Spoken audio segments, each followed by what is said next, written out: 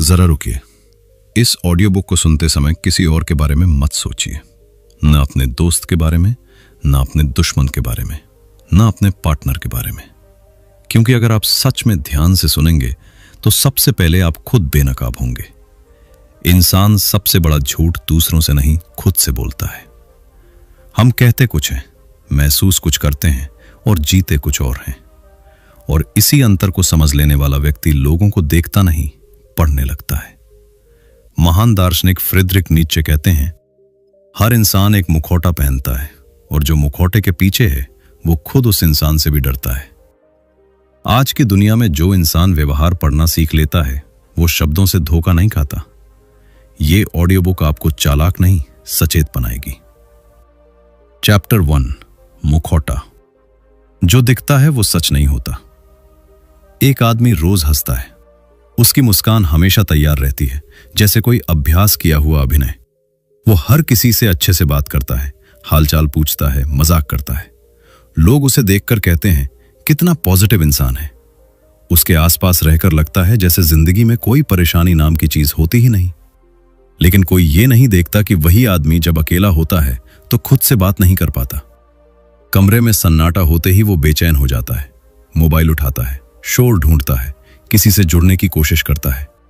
क्योंकि जैसे ही शोर खत्म होता है उसे अपना असली चेहरा दिखने लगता है और वो चेहरा उसे डराता है।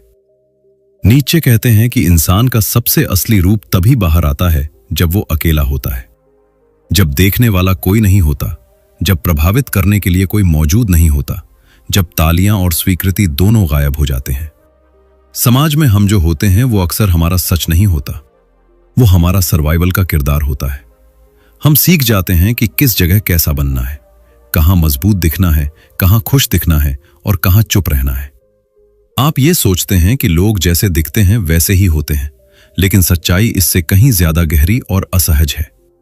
लोग वैसे नहीं होते, लोग वैसे बनते हैं जैसा उन्हें लगता है कि समाज उनसे चाहता है। जो बहुत ज्यादा शरीफ दिखता है अक्सर उसके भीतर गुस्सा दबा होता है, ऐसा गुस्सा जिसे उसने कभी जीने नहीं दिया। जो बहुत ज्यादा मजाक करता है अक्सर भीतर से अकेला होता है, क्योंकि हंसी उसके लिए ढाल बन जाती है। और जो हर समय स्ट्रांग दिखता है वो सबसे ज्यादा टूटने से डरता है, इसलिए उसने कमजोरी को ही दुश्मन बना लिया होता है। यही पहला मनोवैज्ञानिक सत्य है। इंसान जो नहीं है वही बनने की सबसे ज्यादा कोशिश करता है। अब जरा अपने जीवन को देखिए।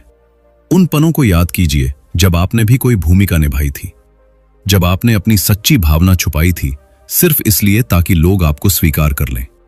यही मुखौटा है और यही से इस यात्रा की शुरुआत होती है। चैप्टर 2, शब्द नहीं व्यवहार सच बोलता है।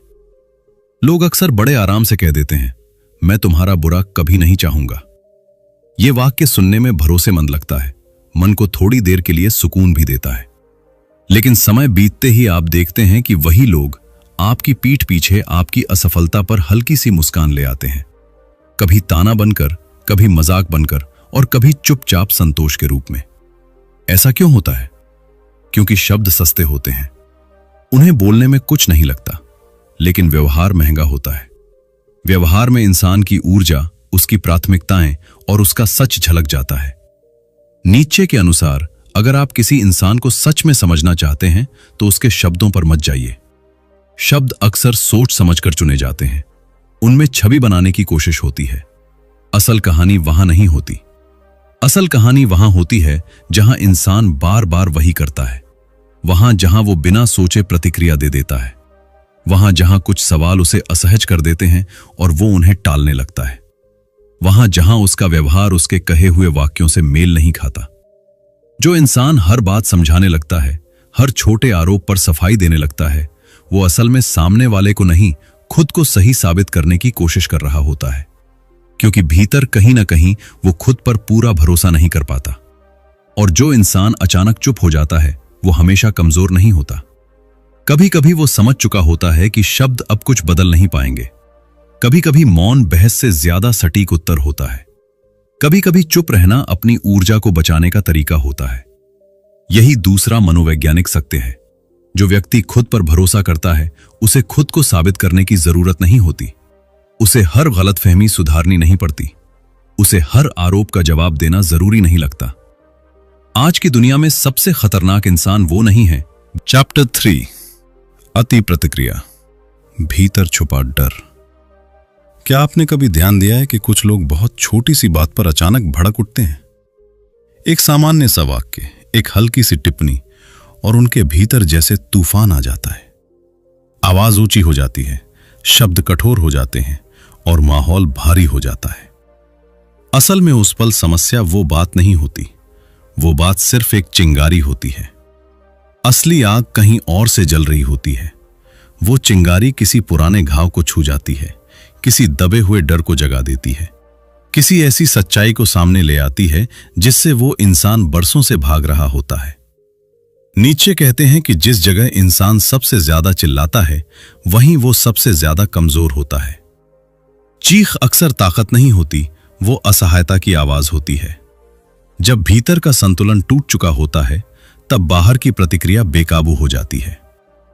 जो व्यक्ति छोटी सी आलोचना पर बिखर जाता है, वो आलोचना से नहीं टूटता, वो पहले से ही टूटा हुआ होता है। उसकी आत्म छवि इतनी नाजुक होती है कि जरा सी ठोकर भी उसे डगमगा देती है। इसलिए वो गुस्से को ढाल बना लेता है ताकि कोई और उसके भीतर झांक न सके। और जो व्यक्ति हर समय नैतिकता का उपदेश देता रहता है, जो हर मौके पर सही गलत की रेखा खींचता है, अक्सर वो खुद उन सीमाओं को कभी न कभी पार कर चुका होता है। उसका उपदेश दूसरों के लिए नहीं, खुद के अपराध बोध के लिए होता है। वो शब्दों से अपने ही मन को शांत करने की कोशिश करता है। यही तीसरा मनोवैज्ञानिक सत्य है। इंसान दूसरों में सबसे पहले वही चीज देखता है जिससे वो खुद भाग रहा होता है। जो अपने भीतर के झूठ को नहीं देख पाता, वो दूसरों के झूठ पर सबसे ज्यादा चिल्लाता है। जो अपने डर को स्वीकार नहीं करता, वो दूसरों को डरपोक कहने लगता है। इसलिए अगली बार अगर कोई आप पर जरूरत से ज्यादा प्रतिक्रिया दे, तो उसे अपनी गलती मत मानिए, बुरा मत मानिए। बस इतना समझ लीजिए कि आपने अनजाने में उसके भीतर छुपे डर को छू लिया है। और डर जब छू जाता है, तो इंसान सच से नहीं, अपनी रक्षा से प्रतिक्रिया करता है। 4, अहंकार, ताकत नहीं, डर का कवच। एक बात ध्यान से सुनिए, जो इंसान खुद को सबसे ज्यादा श्रेष्ठ दिखाने की कोशिश करता है, वो अक्सर वही होता है जो भीतर से सबसे ज्यादा डरा हुआ होता है। उसका डर साफ दिखाई नहीं देता, क्योंकि उसने उसे अहंकार की परतों से ढक रखा होता है। वो बार बार बताता है कि वो कौन है, उसने क्या हासिल किया है, उसका अनुभव कितना बड़ा है, वो दूसरों से बेहतर क्यों है। हर बातचीत में वो खुद को केंद्र में रखता है, जैसे उसे बार बार यह साबित करना जरूरी हो कि उसका अस्तित्व वैध है। लेकिन अगर कोई इंसान सच में मजबूत होता है, तो उसे अपनी ताकत की घोषणा नहीं करनी पड़ती।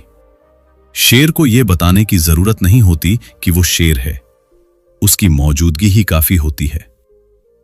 नीचे कहते हैं कि अहंकार आत्मविश्वास नहीं है, अहंकार आत्मरक्षा का हथियार है। यह एक ढाल है जो इंसान अपनी असुरक्षा के सामने रख लेता है, ताकि कोई उसके भीतर की कमजोरी देख न सके। अहंकार दरअसल ये कहता है, मुझे मत छुओ, मैं पहले ही डरा हुआ हूं। जब कोई व्यक्ति हर बातचीत में खुद को ऊपर रखने की कोशिश करता है, हर राय को छोटा साबित करना चाहता है, हर चर्चा को जीत हार का मैदान बना देता है, तो समझ लीजिए वो भीतर से खुद को छोटा महसूस कर रहा है। उसका अहंकार उसकी ऊंचाई नहीं, उसकी गहराई का डर छुपा रहा होता है।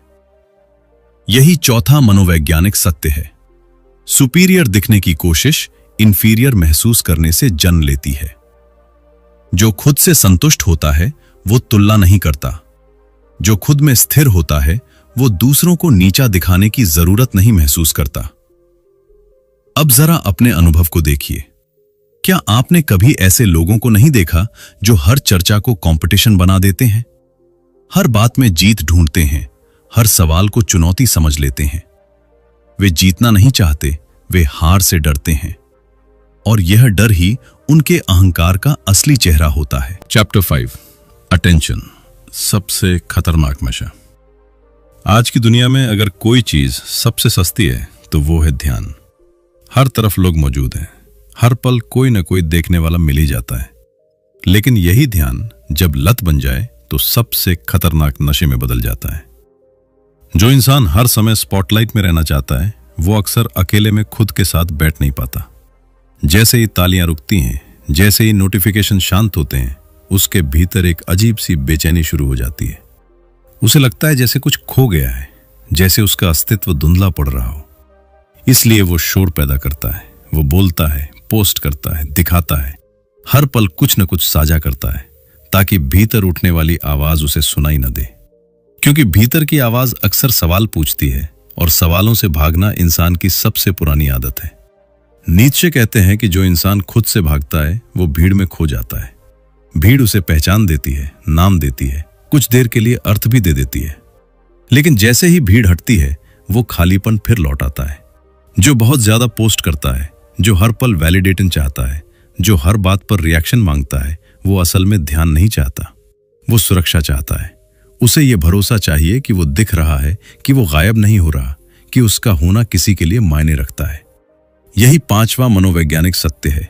अटेंशन की भूख भीतर की खाली जगह की निशानी होती है। ये उस जगह की ओर इशारा करती है जहां इंसान ने खुद से मिलना छोड़ दिया है, जहां उसने अपने साथ बैठना असहज मान लिया है। इसका मतलब ये नहीं कि हर दिखने वाला इंसान कमजोर है। दिखना गलत नहीं है, साझा करना गलत नहीं है, लेकिन जो इंसान बिना दर्शकों के खुद को बेकार महसूस करे, जिसे अकेलापन नहीं खुद से सामना डराता हो, वो अंदर से टूटा हुआ होता है। ध्यान जब साधन हो तो ठीक है, लेकिन जब वही पहचान बन जाए तो इंसान खुद को नहीं दुनिया को जीने लगता है। चैप्टर 6 मौन, कमजोरी नहीं शक्ति। आपने देखा होगा कि कुछ लोग बहस के बीच अचानक चुप हो जाते हैं, शब्द रुक जाते हैं, आवाज थम जाती है और सामने वाला ये मान लेता है कि शायद अब उसके पास कहने को कुछ नहीं बचा। लोग सोचते हैं हार गया, लेकिन यह निष्कर्ष अक्सर जल्दबाजी में निकाला जाता है। नीत्शे कहते हैं कि जो हर शब्द का जवाब नहीं देता वो अपनी ऊर्जा बचा रहा होता है। हर तीर का जवाब तीर से देना ताकत नहीं, थकान की निशानी होती है।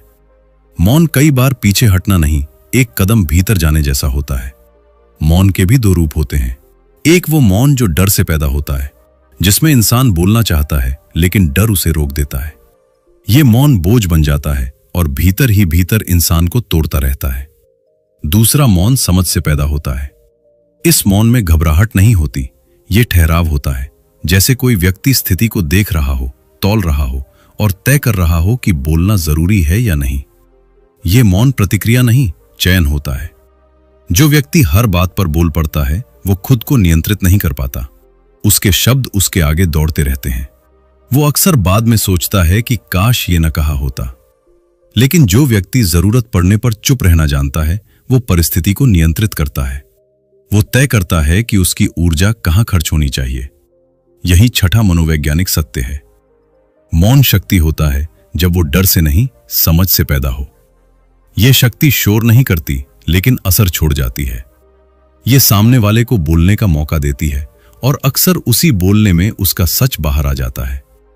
इसलिए अगली बार जब कोई आपकी चुप्पी को कमजोरी समझे तो मुस्कुरा दीजिए। आप हार नहीं रहे होंगे, आप भाग नहीं रहे होंगे, आप लड़ नहीं रहे होंगे, आप देख रहे होंगे और जो देखना सीख लेता है उसे हर बात कहने की जरूरत नहीं पड़ती। चैप्टर 7 ओवर एक्सप्लेनेशन, छुपी हुई बेचैनी। क्या आपने कभी ध्यान दिया है कि कुछ लोग बहुत छोटी सी बात पर भी लंबी सफाई देने लगते हैं? कोई उनसे पूछता भी नहीं, फिर भी वे समझाने लगते हैं कि उन्होंने ऐसा क्यों किया, उनका इरादा क्या था, उनका मतलब दरअसल क्या था। शब्दों की एक कतार सी लग जाती है, जैसे वे सामने वाले को नहीं खुद को यकीन दिलाने की कोशिश कर रहे हों। नीत्शे के अनुसार जिसे खुद पर भरोसा होता है वो खुद को एक्सप्लेन नहीं करता। उसके भीतर यह डर नहीं होता कि कहीं उसे गलत समझ लिया जाएगा। वो जानता है कि समय के साथ उसके कर्म खुद बोल देंगे। ओवर एक्सप्लेनेशन अंदर की बेचैनी का संकेत होता है। यह उस मन की आवाज है जो शांत नहीं है। वो व्यक्ति चाहता है कि आप उसे गलत न समझें, क्योंकि वो खुद को पहले ही गलत मान चुका होता है। उसके भीतर एक अदृश्य जज बैठा होता है जो हर कदम पर उसे कटघरे में खड़ा करता रहता है। इसलिए वो बोलता चला जाता है, शब्दों से अपनी छवि सुधारने की कोशिश करता है। वो नहीं चाहता कि कोई सवाल उठे, क्योंकि सवाल उठते ही उसकी असुरक्षा बाहर आ सकती है। उसके लिए चुप रहना जोखिम भरा लगता है, क्योंकि चुप्पी में उसका डर गूंजने लगता है। यही 7वां मनोवैज्ञानिक सत्य है। जो इंसान खुद को जस्टिफाई करता है, वो भीतर से खुद को जज कर रहा होता है। उसे दुनिया से पहले खुद की अदालत का सामना करना पड़ रहा होता है, इसलिए उसकी सफाई खत्म ही नहीं होती। शांत व्यक्ति अपने कर्मों को बोलने देता है। वो जानता है कि हर बात तुरंत समझाई नहीं जा सकती और न ही हर गलतफहमी तुरंत दूर की जा सकती है। वो इंतजार कर सकता है। बेचैन व्यक्ति अपने शब्दों के पीछे छिपता है, क्योंकि उसके पास अभी अपने आप पर पूरा भरोसा नहीं होता। चैप्टर 8, नैतिक भाषण, आत्मरक्षा का तरीका। अब एक बहुत गहरी और असहज सच्चाई पर रुकते हैं। कुछ लोग हर समय नैतिकता की बातें करते हैं, हर मौके पर सही और गलत की रेखा खींचते हैं। वे बताते हैं कि इंसान को कैसे जीना चाहिए, क्या करना चाहिए और क्या नहीं करना चाहिए। उनके शब्दों में नियम होते हैं, लेकिन उनके लहजे में अक्सर कठोरता छुपी होती है। अक्सर ऐसे लोग दूसरों को सुधारने में लगे रहते हैं, क्योंकि वे अपने अतीत से लड़ रहे होते हैं। उन्होंने कभी कुछ ऐसा किया होता है जिसे वे आज स्वीकार नहीं कर पाते, और उस असहज स्मृति से बचने के लिए वे नैतिकता को हथियार बना लेते हैं। नीत्शे कहते हैं कि मॉरल प्रीचिंग अक्सर आत्मदोष को छुपाने का तरीका होती है। यह दूसरों को सही रास्ता दिखाने से ज्यादा खुद को यह यकीन दिलाने का प्रयास होता है कि मैं अब सही हूं। हर उपदेश के पीछे कहीं ना कहीं एक डर छुपा होता है कि कहीं पुराना सच फिर सामने ना आ जाए। जब कोई व्यक्ति आपको ऊंचे नैतिक स्तर से देखने लगे, आपकी हर बात में गलती खोजने लगे, तो ध्यान दीजिए, वो आपको नहीं, खुद को नीचे गिरने से रोक रहा होता है। उसकी ऊंचाई उसके भीतर की असुरक्षा से बनी होती है। यही 8वां मनोवैज्ञानिक सत्य है। मॉरल सुपीरियॉरिटी अक्सर गिल्ट की परछाई होती है। यह एक ऐसी परछाई है जो तब तक पीछा नहीं छोड़ती जब तक इंसान खुद से ईमानदार न हो जाए। इसका मतलब यह नहीं कि नैतिक होना गलत है। नैतिकता जरूरी है, विवेक जरूरी है, लेकिन जब नैतिकता दूसरों को नीचा दिखाने लगे, जब वो संवाद नहीं बल्कि फैसला बनने लगे, तो समझ जाइए ये उपदेश नहीं है, ये डर है, और डर हमेशा खुद को बचाने की कोशिश करता है। चैप्टर 9, रेपिटेशन, व्यवहार कबूलनामा होता है। इंसान से गलती होना स्वाभाविक है। कोई भी एक बार चूक सकता है, गलत फैसला ले सकता है, परिस्थिति को ठीक से ना समझ पाए। लेकिन जब वही व्यवहार बार बार दोहराया जाने लगे, तो वो महज गलती नहीं रह जाती, वो धीरे धीरे स्वभाव बन जाती है। नीत्शे कहते हैं कि जो इंसान बार बार वही करता है, वो खुद को प्रकट कर रहा होता है। उसके शब्द कुछ भी कहें, उसका दोहराया गया व्यवहार उसकी असली पहचान बता देता है। वो अनजाने में अपना सच सामने रख देता है। कोई इंसान बार बार वादा तोड़ता है। हर बार उसके पास एक वजह होती है, एक नई कहानी होती है। कोई बार बार खुद को पीड़ित दिखाता है, हर हालात में दुनिया को दोष देता है। और कोई ऐसा होता है जो हर समस्या के लिए किसी और को जिम्मेदार ठहराता है। कभी हालात, कभी लोग, कभी किस्मत। ये सब बहाने नहीं होते, ये कबूलनामे होते हैं। इनमें यह साफ झलकता है कि इंसान जिम्मेदारी से कैसा रिश्ता रखता है। वो बदलना चाहता है या नहीं, ये उसके शब्दों से नहीं, उसकी आवृत्तियों से समझ आता है। यही 9वां मनोवैज्ञानिक सत्य है। Repeated behaviour is the loudest truth. ये सच चिल्लाता नहीं, लेकिन लगातार खुद को दोहराता है। और जो चीज बार बार होती है, उसे अनदेखा करना खुद से झूठ बोलने जैसा होता है। इसलिए शब्दों पर मत जाइए, वायदों पर मत जाइए, इरादों की बातें मत सुनिए, पैटर्न्स देखिए, क्योंकि पैटर्न वो चीज है जिसे इंसान चाहकर भी ज्यादा देर तक छुपा नहीं पाता। अब जरा रुकिए, अपने जीवन में एक ऐसे इंसान को याद कीजिए जिसकी हर कहानी में वो खुद सही होता है। हर बार परिस्थितियां गलत होती हैं, लोग गलत होते हैं, पर वो नहीं। अब समझ आया? वो कहानी नहीं सुना रहा, वो खुद को बचा रहा है। चैप्टर 10, सच बोलने वालों से नफरत क्यों होती है। ये अध्याय थोड़ा असहज करेगा, क्योंकि यहां बात दूसरों की नहीं, हम सब की आदतों की है। इंसान अपने बनाए हुए भ्रम में आराम से जी लेना चाहता है। वो उन कहानियों से जुड़ा रहता है जो उसे सही, निर्दोष और सुरक्षित महसूस कराती हैं। नीचे कहते हैं कि लोग झूठ से नाराज नहीं होते, लोग सच से नाराज होते हैं। झूठ उन्हें सुकून देता है, क्योंकि झूठ उनकी कल्पना को सहारा देता है, लेकिन सच उन दीवारों को हिला देता है जिन पर उनका आत्मचित्र टिका होता है। जब कोई व्यक्ति आपके सामने उनका मुखौटा हटा देता है, तो वो शिक्षक नहीं रह जाता, वो खतरा बन जाता है, क्योंकि वो उस चीज को उजागर कर देता है जिसे वे छुपा कर जी रहे थे। और इंसान उस पर गुस्सा करता है जो उसके भ्रम को तोड़ता है, ना कि उस पर जो उसे धोखा देता है। इसीलिए ईमानदार लोग अक्सर अकेले रह जाते हैं। वे हर जगह फिट नहीं बैठते, हर महफिल में उनका स्वागत नहीं होता, क्योंकि उनकी मौजूदगी सवाल खड़े कर देती है, और सवाल हर किसी को पसंद नहीं आते। यही 10वां मनोवैज्ञानिक सत्य है। लोग आपको इसलिए नफरत नहीं करते कि आप गलत हैं, बल्कि इसलिए कि आप उन्हें आईना दिखाते हैं, आप उनकी बातें नहीं। चैप्टर 11, प्रोजेक्शन, अपने अंधेरे को दूसरों पर फेंकना। एक बहुत साधारण सा सवाल है, लेकिन इसका जवाब आसान नहीं है। जब कोई व्यक्ति आप पर बार बार एक ही आरोप लगाता है, तो क्या वो आरोप वाकई आपके बारे में होता है, या फिर वो आरोप किसी और कहानी की तरफ इशारा कर रहा होता है? नीचे कहते हैं कि इंसान अपने दोष दूसरों में देखकर खुद को हल्का महसूस करता है। ये एक अजीब सी राहत होती है। जब तक दोष बाहर दिखाई देता है, तब तक भीतर का बोझ कुछ देर के लिए कम हो जाता है।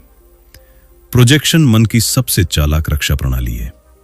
यह हमें खुद से बचाती है।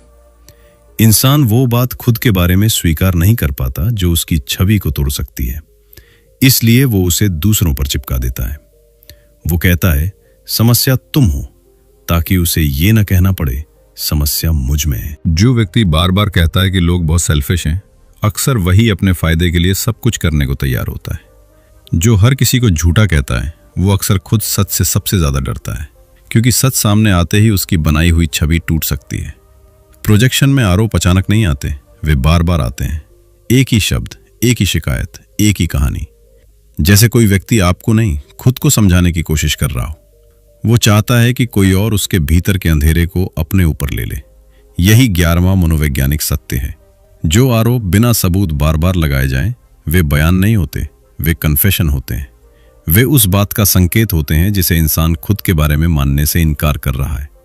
इसलिए अगली बार अगर कोई आप पर बिना कारण हमला करे, तो तुरंत प्रतिक्रिया मत दीजिए, रुकिए, लड़िए मत, सुनिए। उसके शब्दों के पीछे छुपी बेचैनी को महसूस करने की कोशिश कीजिए। अक्सर वो आपके बारे में कुछ कह ही नहीं रहा होता, वो अपने भीतर के डर, अपने दोष और अपनी असुरक्षा के बारे में बोल रहा होता है। बस फर्क इतना है कि उसकी आवाज आपकी ओर मुड़ी हुई होती है।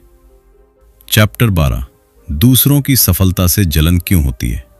आपने ये दृश्य जरूर देखा होगा। आप किसी उपलब्धि तक पहुंचते हैं और कुछ लोग आपको बधाई देते हैं।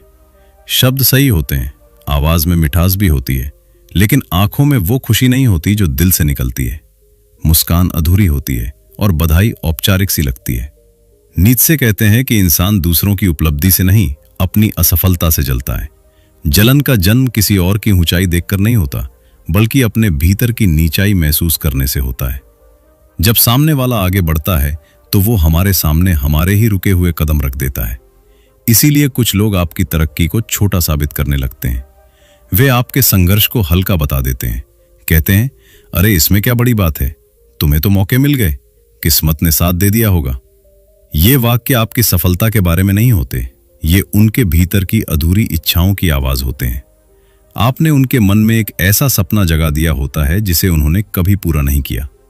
आपकी उड़ान उन्हें यह याद दिला देती है कि वे खुद उड़ सकते थे, लेकिन उन्होंने कोशिश नहीं की, या डर गए, या बीच में रुक गए। यही 12वां मनोवैज्ञानिक सत्य है।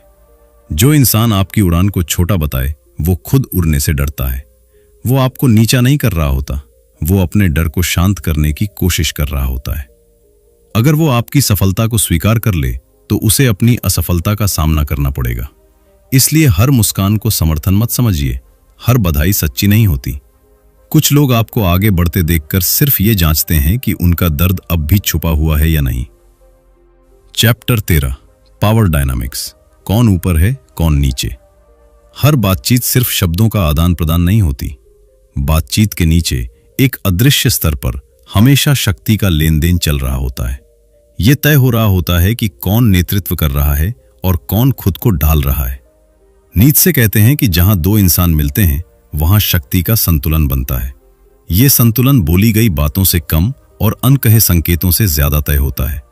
कौन बीच में टोकता है, कौन बिना झिझक बोलता है, कौन आंखों में नजर मिलाता है और कौन नजरें चुरा लेता है।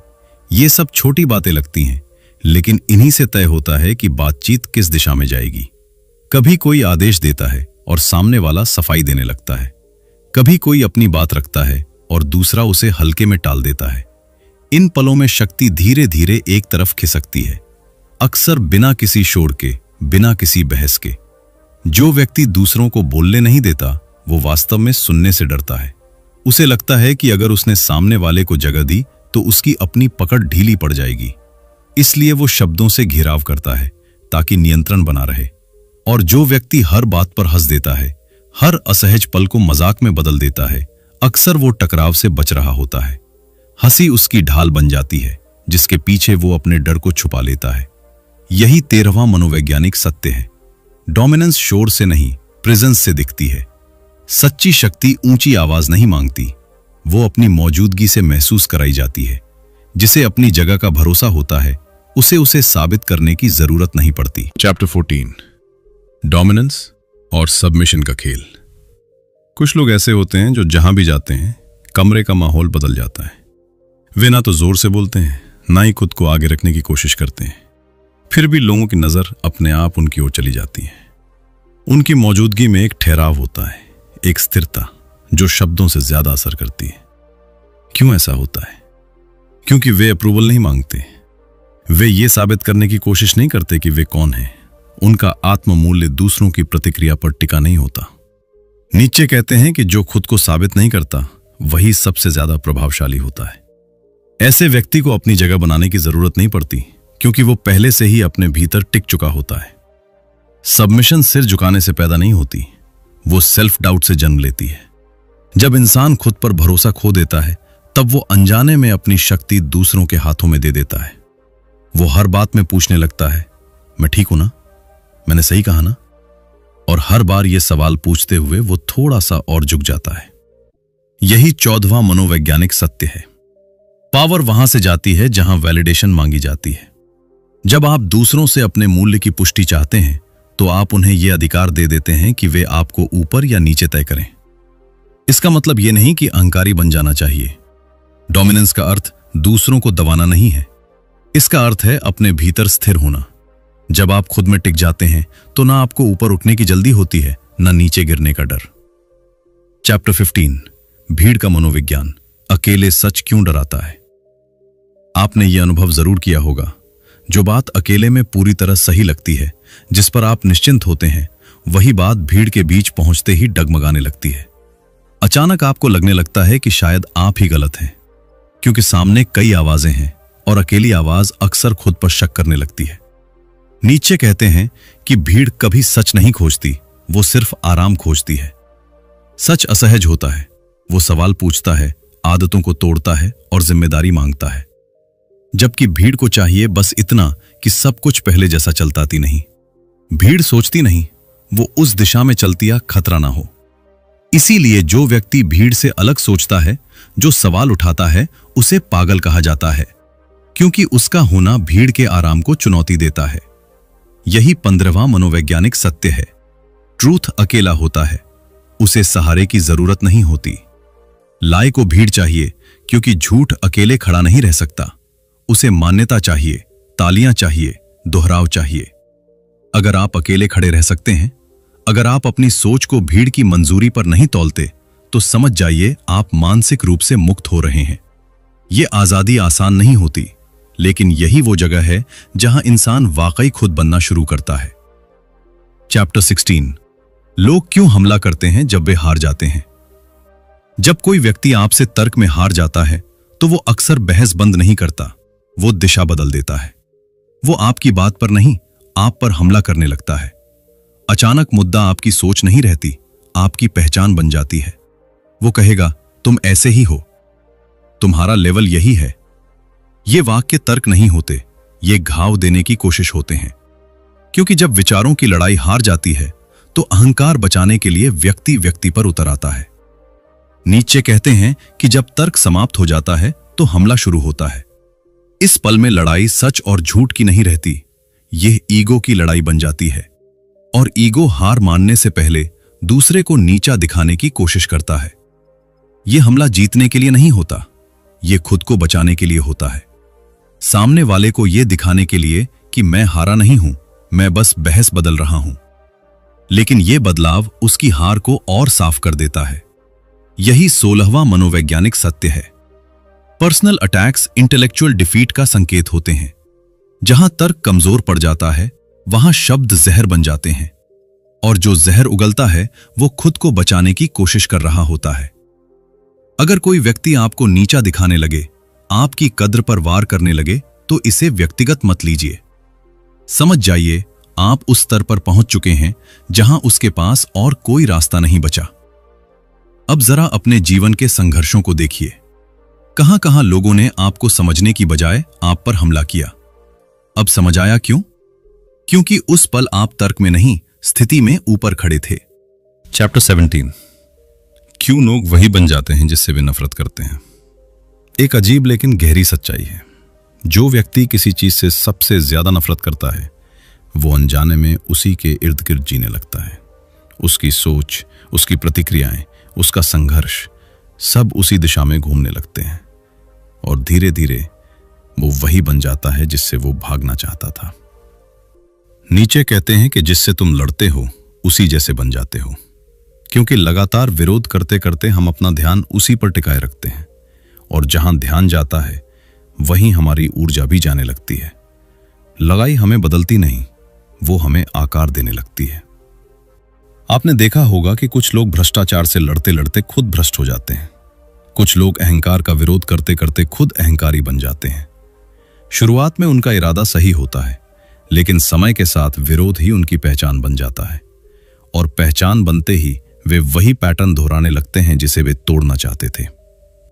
यही 17वां मनोवैज्ञानिक सत्य है। बिना चेतना के संघर्ष रूपांतरण नहीं करता, वो सिर्फ दोहराव पैदा करता है। वो एक पुराने ढांचे को नए चेहरे के साथ लौटा देता है। बाहरी दुश्मन बदल जाता है, लेकिन भीतर का ढांचा वही रहता है। इसलिए अंधी लड़ाई जरूरी नहीं है। गुस्से से भरा विरोध सच्चा समाधान नहीं देता। जरूरी है जागरूकता, ये समझ कि आप किससे लड़ रहे हैं और क्यों। क्योंकि जब तक आप अपने भीतर उसी प्रवृत्ति को नहीं पहचानते जिससे आप बाहर लड़ रहे हैं, तब तक आप उससे मुक्त नहीं हो सकते। सच्चा परिवर्तन विरोध से नहीं, समझ से शुरू होता है। चैप्टर 18, अंतिम सत्य, खुद को पढ़ना सबसे कठिन है। अब आखिरी बात, दूसरों को पढ़ना अपेक्षाकृत आसान है। उनके शब्द, उनका व्यवहार, उनकी प्रतिक्रियाएं सब बाहर दिखाई देता है, लेकिन खुद को पढ़ना सबसे कठिन काम है, क्योंकि यहां कोई पर्दा नहीं होता, कोई बहाना काम नहीं आता। नीचे कहते हैं कि इंसान अपने बारे में सबसे बड़ा झूठ खुद से बोलता है। यह झूठ दूसरों को धोखा देने के लिए नहीं होता, यह खुद को संभालने के लिए होता है। हम सच से इसलिए नहीं भागते कि वो कठोर है, बल्कि इसलिए क्योंकि वो जिम्मेदारी मांगता है। हम अपने डर को एक सुंदर नाम दे देते हैं, सावधानी। हम अपने अहंकार को सेल्फ रिस्पेक्ट कहकर सही ठहराने लगते हैं। हम अपने पलायन को बिजी लाइफ कह देते हैं, ताकि यह स्वीकार न करना पड़े कि हम खुद से मिलने से बच रहे हैं। यही 18वां और अंतिम मनोवैज्ञानिक सत्य है। जब तक आप खुद को ईमानदारी से नहीं देखते, जब तक आप अपने बहानों को साफ साफ नहीं पहचानते, तब तक आप किसी को भी सच में नहीं समझ सकते। क्योंकि दूसरों को समझने की क्षमता अंदर की स्पष्टता से आती है। अगर आप यहां तक ध्यान से सुनते आए हैं, तो अब आप वही इंसान नहीं रहे जो शुरुआत में थे। अब आप लोगों के शब्द नहीं, उनके मन को सुन रहे हैं। और यही इस पूरी यात्रा का उद्देश्य था, आपको दूसरों से ज्यादा खुद के करीब ले आना। अगर इस ऑडियो बुक ने आपको कहीं रोक दिया हो, कहीं सोचने पर मजबूर किया हो, या खुद को देखने का साहस दिया हो, तो इस वीडियो को लाइक जरूर कीजिए। क्योंकि आपका एक क्लिक इस तरह की गहरी सामग्री को और लोगों तक पहुंचाने में मदद करता है। अगर आप ऐसी ही माइंड ओपनिंग ऑडियो बुक्स और साइकोलॉजिकल इंसाइट्स चाहते हैं तो चैनल को सब्सक्राइब करना न भूलें। और हां, कमेंट्स में यह जरूर लिखिए कि इस ऑडियो बुक का कौन सा अध्याय आपके दिल को सबसे ज्यादा छू गया, क्योंकि असली बातचीत यहीं से शुरू